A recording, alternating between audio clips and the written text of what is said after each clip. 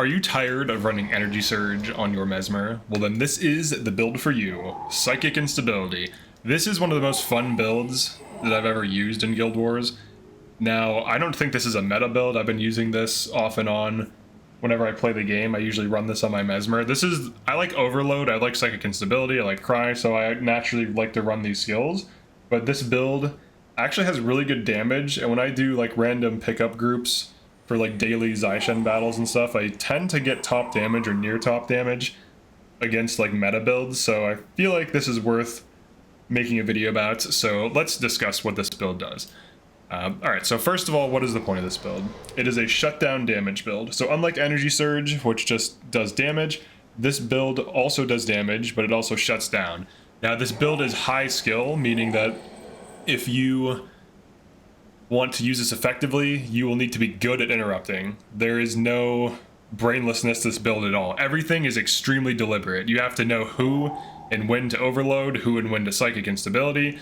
You have to be able to erupt with Cry and Psychic Instability consistently. You have to understand who are good targets for Wastrel's Demise and how to combo it.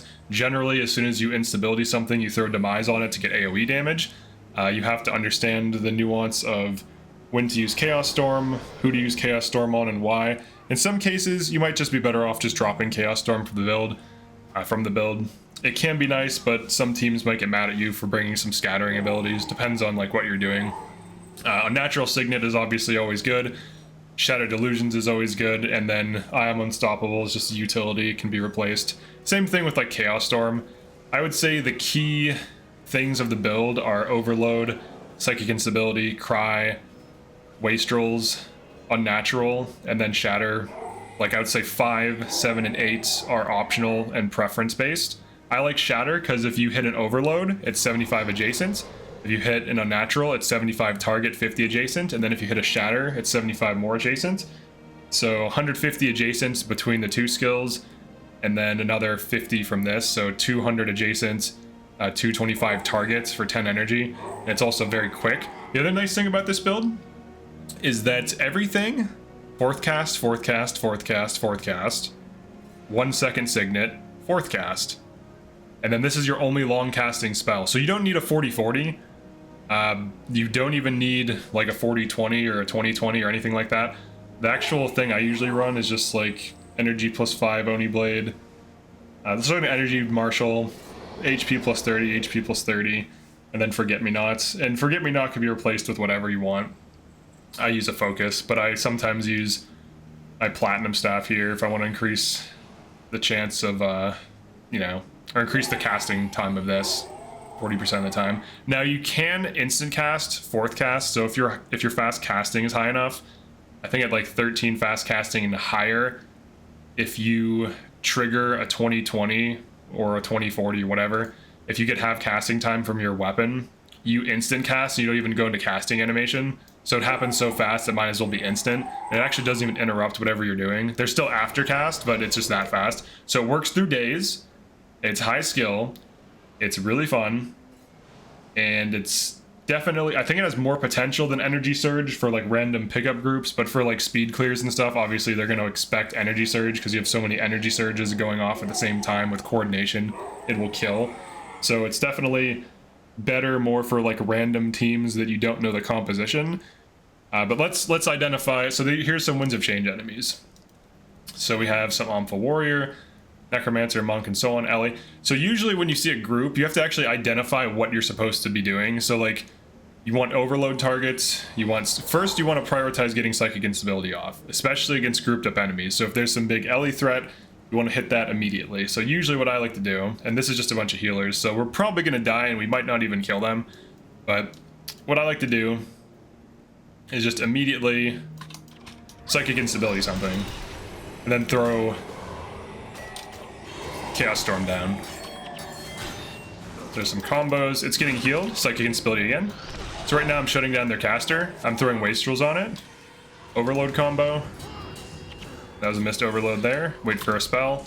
You have to be patient. You don't want to rush it because once you waste your Psychic Instability, it's gone. For at least a few seconds. It comes back quickly, but you want to wait until you have the energy. So like right now I'm not getting fipped. I think I ran outside of range of the bit maybe. My team is dying because this is a Winds of Change group and I just have backline healers, so... But you get the idea. You can shut things down, you can put damage on them. And the nice thing about wastrels... Here, let's go back to this area. The nice thing about wastrels is that if you put this on certain things, especially knockdown foes, they usually can't end it. And this does 150 damage. So it does 10, 20, 30, 40, and then 50. In total, it does 150. So if you wanted to change this build, some changes you could make. Let's say you don't want to use Wastrel's Demise. If it ends early, it won't deal the most damage, obviously. You could run Wastrel's Worry, so like some alternate skills. Let's say these are utility, or like optional. Instead of running Demise, you could run Wastrel's Worry. So the difference between them, 100 damage after 3 seconds, 150 damage over 5 seconds. So this starts dealing damage immediately. So there's pros and cons to both. The cooldown is largely irrelevant because of fast casting, but this starts dealing damage immediately, and in some cases is good enough to chip damage things that are already about to die and kill them, whereas this, you don't get any damage until 3 seconds happens. So if this gets removed at 3 seconds before this triggers, you still did 30 damage. Whereas if this gets removed before it does its damage, it's worse. And obviously, maintaining this to 5 seconds to get that 150 damage, you know, this could get removed at, you know, what would it be, like 80 damage or whatever? Or no, at 100 damage. So 4 seconds, you get 100 damage, I think. Yeah, 4 seconds is 100 damage, so in order to deal 100 damage from this, 4 seconds have to go by.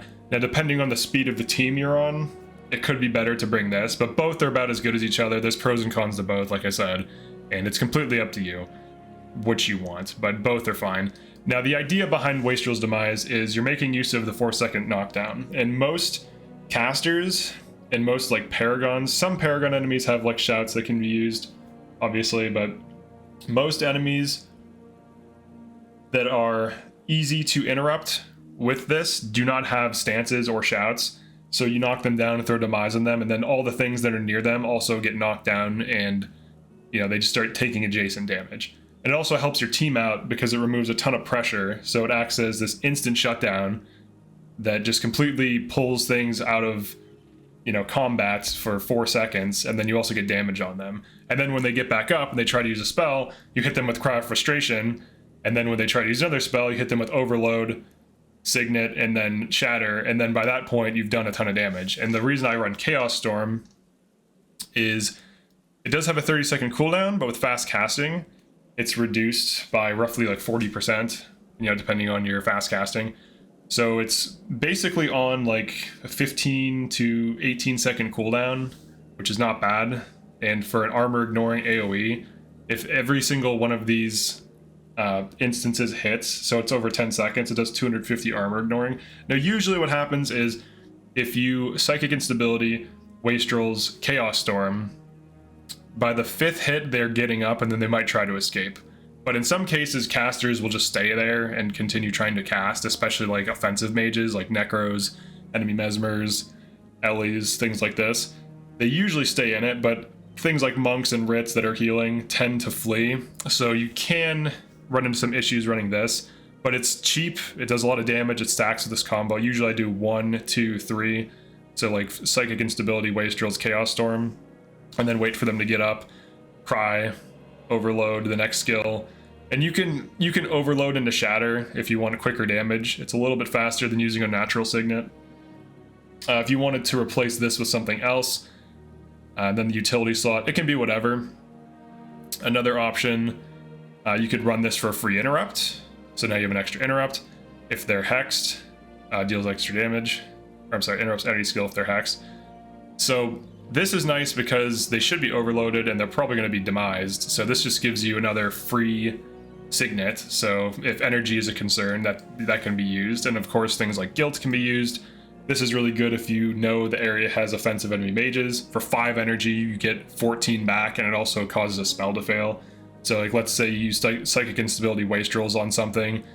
You could throw guilt on it and then start monitoring a different target. One of the things you're going to have to get used to when running this build is monitoring. And it's something that you just have to like keep doing. Like it's, so like, let me give an example. Let's go to Taki Temple. Enter hard mode. This is a new account. 1,000 hours. You're like, that's probably not new. My main account is 5k hours, so this character doesn't have all the hard modes done. But let me show you like what monitoring looks like. Monitoring is just looking at all the enemies and seeing what they're doing and figuring out who you need to interrupt and why, and also looking for things to interrupt. So in this first group, you would just kill these, right? Just kill these guys, throw this down on them. Do some interrupts, do some combos. Switch targets. Switching targets is important.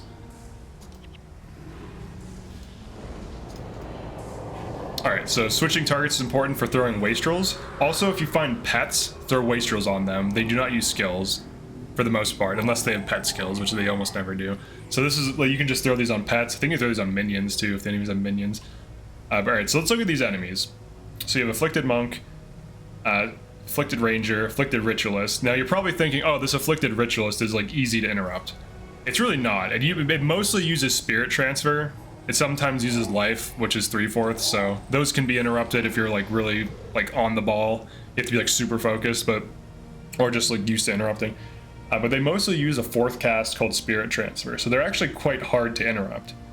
So you might be thinking, okay, who should I interrupt? Psychic Instability hits skills, so if you see like an enemy ranger using like Kindle arrows, there's an opportunity to interrupt. Easy. 2 seconds, huge time window. So these rangers, funny enough, are easier to interrupt than the ritualists. So this build requires a lot of knowledge of like what the enemies have, and if you're finding it hard to like Psychic Instability or find cry opportunities, you will want to look for enemies that are using skills that have like 1 second casting time or longer. So the Afflicted Monk would be a prime target, the Afflicted Ranger would be like a secondary target. Now obviously you want to shut down the Rit, but unless you're a god, it's almost impossible to consistently interrupt quarter casts unless you time it with after casts and you know they're going to use that skill immediately. It comes out way too fast. Like, it's a quarter cast. So it also ends wastrels. So you have to be aware of what ends wastrels, you have to be aware of what you can interrupt and why. But if you get good with this build, it's very effective. So let's see what we can do here. And what I would want to do here is actually ball these up before I do anything, and I'm probably going to not use Chaos Storm. Oh yeah, that's right, I have let's send in Dunkoro. I have the AI with me, so they're going to follow me. The stupid Togo, you know? Go Dunkoro. It's all up to you, buddy. We have to ball them up. Otherwise, we're probably not going to kill them, because there's just too many. Like, too spread out. Here we go, there's a monk. Alright, so we'll wastrels him. Wait for an opportunity, there's one. I could use... just do this. So if they use long spells, you can kind of like... you can overload into Cry, too, so look at the damage here. Kill him with an overload. Alright, then this guy. So he's going to be harder to kill. Look how much easier that one is. He's out of nearby range. So you have to be able to find targets and like rotate quickly. Oh yeah, he's Chaos Storm, so now he's starting to scatter. Interrupt whatever you can. So funny enough, he's easier to shut down than him. Alright, and sometimes you'll have like wasted wastrels. They'll use a skill like right as it's hitting aftercast, so you can't do anything about it. That'll happen.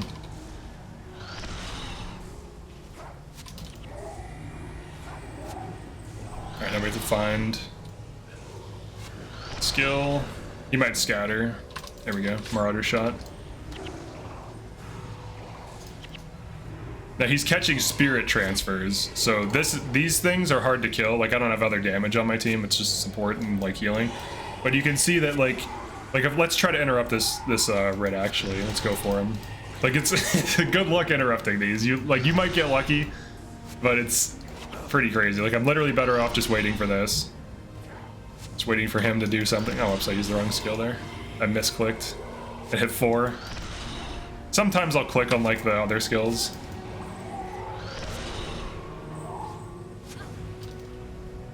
But funny enough, this ranger is easier to hit than the Rit with interrupts. So you can like overload combo, get that off, get this off, get this off, get this off. Look for a cry. Look for that. This, that. He's dead. Overload. Okay, life is probably the thing you'll interrupt, so that's on a 20-second cooldown, so. And what I could do Just try to kill his heal, then he can't. You can also do what I call the noob combo, where you just use overload on a target that you don't know it's using a skill or not, on natural, and then shatter, because then at the very least you still get, you know, 75 target, 75 target, 125 adjacent. So like if there's enemies that aren't using skills frequently that you can overload, like let's say is like a melee enemy that like never uses skills. This is like the nightmare situation for this build. There's nothing to cry, there's nothing to psychic, and then they use like stances randomly to end wastrels. Like this is like the worst thing you can fight with this build. You could still overload a natural shatter and just keep spamming that, because you're still dealing good damage. You're still dealing 125 damage, you know, every couple of seconds, which is decent. Even just spamming these two, just spamming 1 and 7, at least gets you 75 armor ignoring, and especially against like a warrior or something, or dervish or something with like high armor. Like if you were on some other class, like it's still 75 armor ignoring damage adjacent. That's still decent. So just know that certain areas this isn't going to be as good, but of course if you can find a good target to demise, it'll still deal good damage. If you can just maintain demise on things, then knock them down, you'll be fine. But overall, this is the most fun build I've had on Mesmer. I think it's definitely more dynamic, and it's definitely better. Like if I had the choice of having one E-Surge Mesmer or this on my team, this is way better. You do more damage when used correctly, and you have shutdown, which is something that E-Surge doesn't do very well, because it can just cry occasionally and then use like Mistrust, which is like a single spell. So this definitely has better shutdown. You can always drop Chaos Storm if you don't want the scatter, because Wastrel's Demise does do enough damage, and you can maintain this on multiple targets. It's just tricky to do so. And you could also run Wastrel's Worry, so you could use both of these if you wanted. So let's say for example you want to drop Chaos Storm and just run double Wastrels, you could do that. You could do like Psychic, Wastrel's Demise, Wastrel's Worry. And you should trigger both before they stand up. Let's actually test that really quick. Just see what kind of result we get against these dudes, against these Temple Guardians.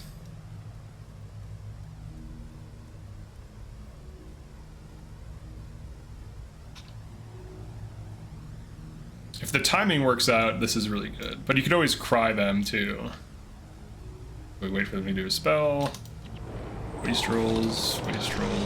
Alright, let's see. Yeah, it seems to be decent. Except you want to make sure to the second thing off. Yeah, you can do like this. Look for the cry. Boom. Huge spike. For overloads. Noob combo. Oh, I didn't use... I didn't use overload there. There you go. If you just sequence the overload right, you usually get the 75 damage. Like without active effort. Like you might get like too focused on like trying to get these timings, but you eventually becomes second nature, and you get used to aftercast. So when a thing uses an ability that has 0.75 seconds of aftercast, so if an enemy caster just casts a spell, be patient and wait. They're probably about to cast another spell. You have to wait for the aftercast to end. That's when you overload.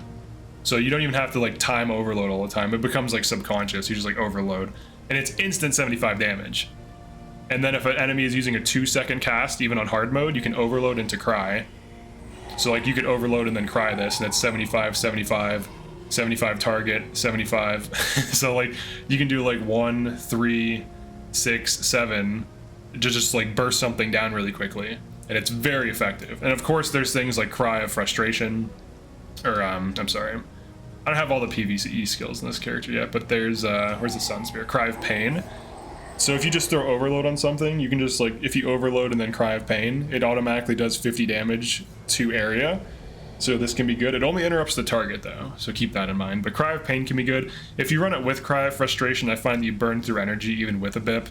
So I don't like running too many 10 energy spells. As you can see, most of these are 5, including your elite. Also, if you're like low energy, focus on Psychic Instability. Like if your group is wiping, like, you know, if you're doing like just casual hard mode, just goofing off with people, you don't know what they're running. If your group is wiping, focus on Psychic Instability like threats over overloading, unless it like makes sense to get a kill or something. So yeah, that's it for this one. Just want to go over this build I really like. It's really fun. Definitely let me know if you run something similar, if you tried this, what do you think about it, any improvements to be made to it. I'm open to it. But yeah, thanks for checking this out, and I'll see you in the next one. Peace.